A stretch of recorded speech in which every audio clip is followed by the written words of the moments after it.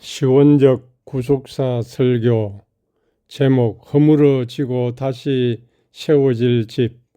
본문 요한복음 2장 19절에서 21절. 예수께서 대답하여 이르시되 너희가 이 성전을 헐라 내가 사흘 동안에 일으키리라. 유대인들이 이르되 이 성전은 46년 동안에 지었거늘 네가 3일 동안에 일으키겠느냐 하더라.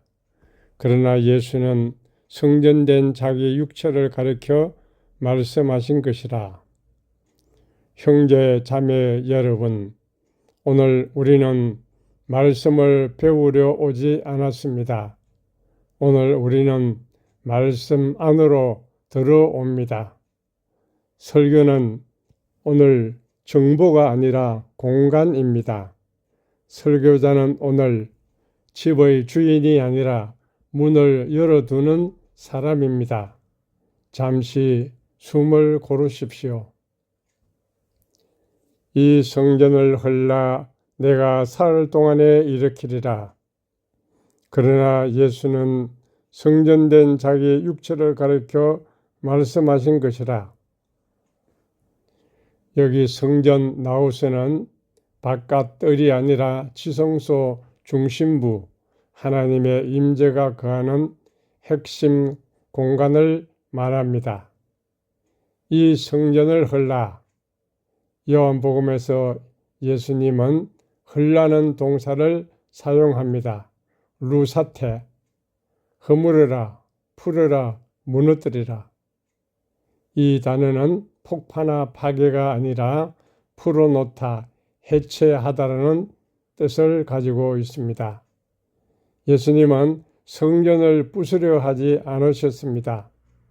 예수님은 닫힌 구조를 열고자 하셨습니다. 일으키다, 에게로. 이 말은 내가 일으키겠다, 세우겠다, 다시 일어나게 하겠다는 말입니다. 이것은 부활 동사입니다. 다시 세우다 이전에 살리다는 뜻입니다. 단순하게 재건하는 것이 아니라 살려서 세우는 것입니다. 당시의 성전은 단지 예배 장소가 아니었습니다. 정치의 중심, 경제 시스템, 신학적 질서, 민족 정체성의 상징. 헤롯 성전은 권력과 민족과 정체성의 상징이었습니다. 성전은 예배 장소가 아니라 세계 질서의 중심입니다. 그러므로 성전을 헐라 이 말은 신성 모독이요 체제 전복 선언입니다. 성전은 세계가 하나님과 연결되는 유일한 좌표. 예수님은 종교 계획가가 아니라 존재의 중심을 이동시키는 분이었습니다. 예수님은 성전을 비판한 것이 아니라 성전 자리를 점유하신 것입니다. 요한은 예수님을 성전의 대체물이 아니라 성전의 실체로 제시하고 있습니다. 요한의 의도는 예수님의 사역은 윤리 계획이 아니라 존재 중심 이동이라고 선언하는 것입니다. 시온적 구속사에 있어서 하나님은 처음부터 함께 계시는 분, 에덴은 최초의 성전이었고 인간은 거주하는 존재였습니다.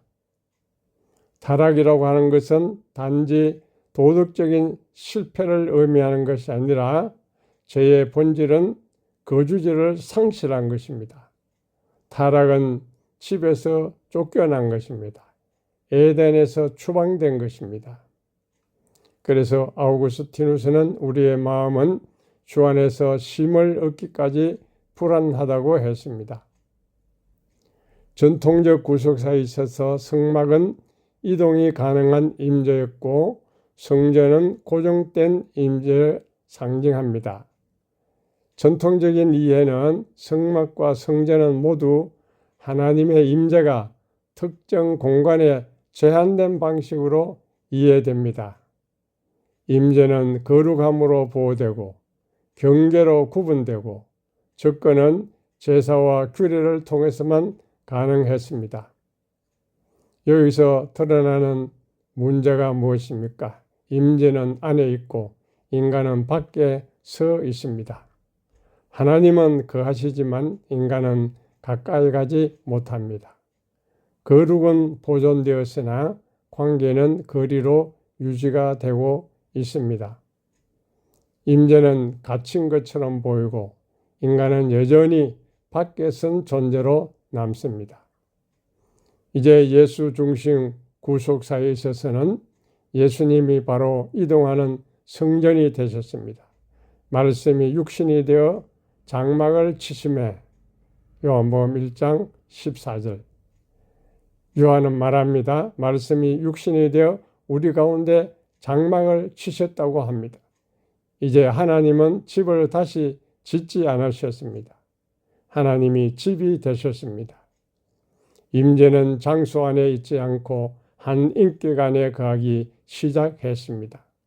성막은 걷기 시작했고 성전은 사람을 찾아오셨습니다. 이제 인간은 밖에 서 있지 않습니다. 임재가 인간의 자리로 내려오셨기 때문입니다. 이것이 구속입니다.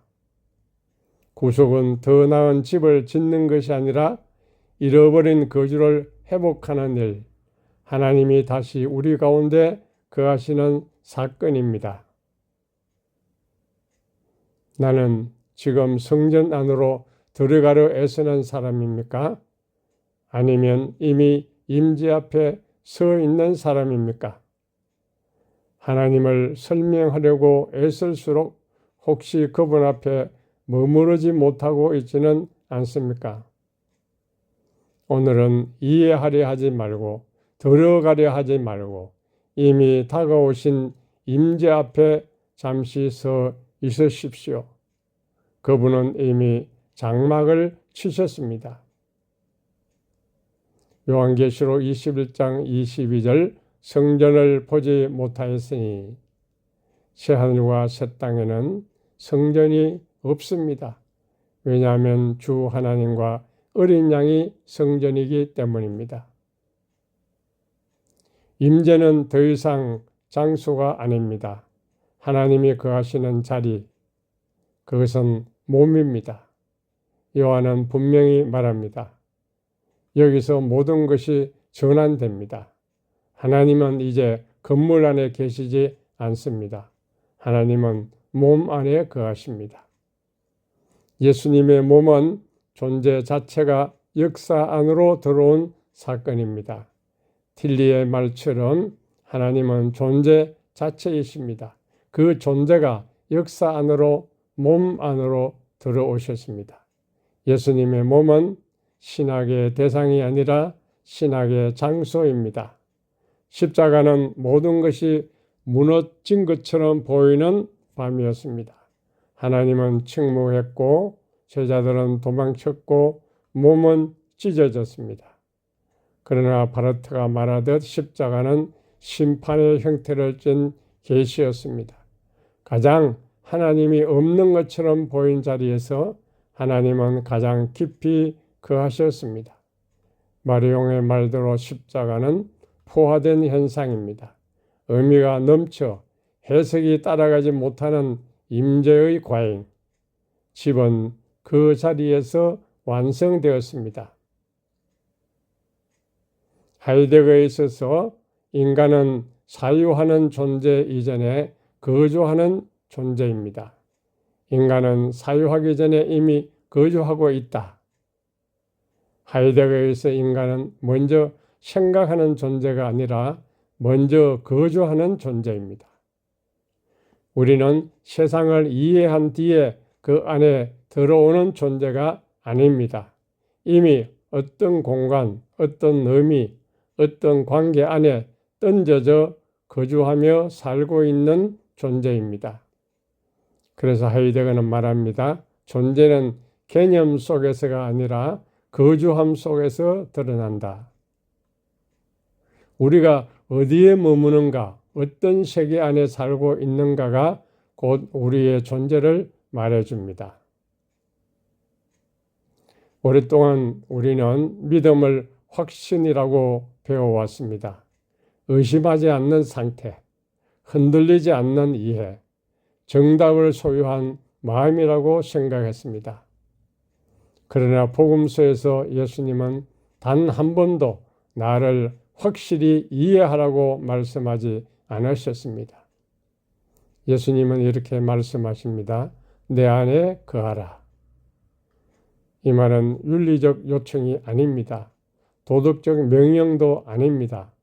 어떤 태도를 더 갖추라는 요구도 아닙니다. 이 말씀은 존재의 위치를 바꾸라는 명령입니다. 믿음은 이해가 아닙니다. 믿음은 머무름입니다. 믿음은 무엇을 더 많이 아는 상태가 아닙니다. 믿음은 설명이 끝난 지점이 아니라 거주가 시작되는 자리입니다. 그래서 믿음은 붙잡는 것이 아니라 열리는 것입니다. 내 안에 거하라는 말씀은 나를 이해한 뒤 들어오라가 아닙니다. 이해하지 못해도 떠나지 말라는 초대입니다. 집이 있었습니다. 돌로 지은 집이 아니라 설명으로 지은 집이었습니다. 말로 유지했고 전통으로 버텼고 두려움으로 지켰습니다. 그러나 하나님은 그 집에 들어오지 않으셨습니다. 하나님은 몸이 되어 오셨습니다. 무너지는 몸, 찢기는 몸, 침묵 속에 묻히는 몸, 그 자리에서 집은 완성되었습니다. 나는 지금 지키는 집에 살고 있습니까? 머무는 집에 살고 있습니까? 나는 지금 어디에 거하고 있습니까? 신앙은 나에게 힘입니까? 부담입니까? 예수님 안에 거한다는 말은 나에게 무엇을 내려놓으라고 하는 요구입니까? 오늘 새로운 결단을 요구하지 않습니다. 새로운 설명도 요구하지 않습니다. 다만 머무르십시오. 이미 허물어지고 다시 세워진 집 안에. 믿음은 집을 짓는 것이 아니라 문을 여는 일입니다. 예수님 안에 머무르십시오. 기도드리겠습니다. 하나님, 우리는 집을 잃은 줄 알았지만 당신이 이미 우리 안에 거하고 계셨음을 고백합니다. 무너지지 않으려 애쓰는 두려움을 내려놓고 이미 허물어지고 다시 세워진 집안에 머무르게 하소서. 이해하지 못해도 떠나지 않게 하시고 설명하지 않아도 함께 거하게 하소서. 성전이 되신 예수 그리스도 이름으로 기도합니다. 아멘.